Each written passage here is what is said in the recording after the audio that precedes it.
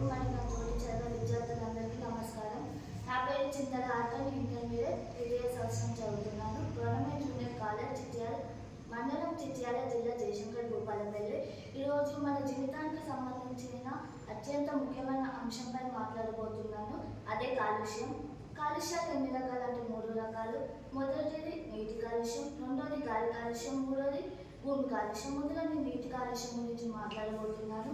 నీరు ఉన్న చోటే జీవనం ఉంటుందని ప్రతి ఒక్కరికి తెలుసు. కానీ ఈ రోజులలో చెరువుల్లో, నదుల్లో, బోర్లలో నీరు కాలుష్యానికి గురవుతుంది. దానికి మూల కారణం ఏమిటంటే ప్లాస్టిక్ వ్యర్థాలు, శుద్ధి చేయని కాలువలు, పరిశ్రమల నుంచి వచ్చే రసాయనాలు, ఇవన్నీ మన నీటిని విషపూరితంగా మారుస్తున్నాయి. దీనివల్ల మనం తాగే నీరు అనాహం అవుతున్నాయి. దీనివల్ల మనకు అనారోగ్యాలు కూడా వ్యాపిస్తున్నాయి. రైతులకు కూడా నీటి కొరత ఏర్పడుతుంది. అంతేకాకుండా ఇలాంటి కొనసాగుతుంటూ పోతే భవిష్యత్తులో కూడా మనం నీటి కోసం యుద్ధాలు చేయవలసిన పరిస్థితి ఏర్పడుతుంది. తర్వాత చర్చించబోయే అంశం పేరు గాలి కాలుష్యం.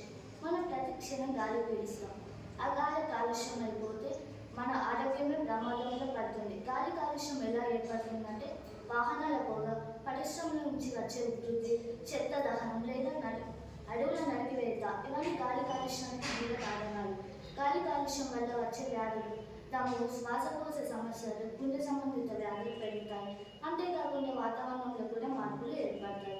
తర్వాత నేను చర్చించబోయే అంశం పేరు భూమి కాలుష్యం. మన ఆహారానికి మూలమే భూమి. ఆ భూమి కాలుష్యం అయిపోతే మన ఆహారమే విషపూరితంగా మారుతుంది. భూమి కాలుష్యం ఎలా ఏర్పడుతుంది అంటే మానవుల చేత తయారు చేయబడే రసాయనాలు, హానికరమైన పురుగు మందులు, ప్లాస్టిక్ వ్యర్థాలు, పరిశ్రమల నుంచి వచ్చే రసాయనాలు, ఇవన్నీ మన భూమిని కాలుష్యానికి గురి చేస్తాయి. దీనివల్ల మన భూమిలో ఉండే సారవంతమైన పోషకాలు తగ్గిపోయి పంటలు బలహీనపడి మన ఆహారమే సురక్షితం కాదు.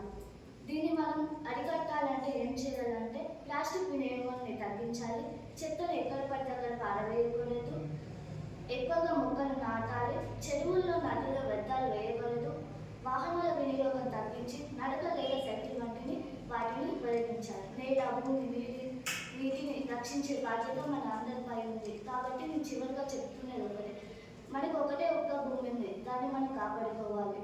ప్రకృతిని మనం కాపాడితేనే మనల్ని ప్రకృతి కాపాడుతుంది. కాబట్టి ఈ రోజు నుంచి మనం అందరం మన పరిసరాన్ని శుభ్రంగా ఉంచుకుందాం, ఎక్కువగా మొక్కలు నాటుదాం. ధన్యవాదాలు.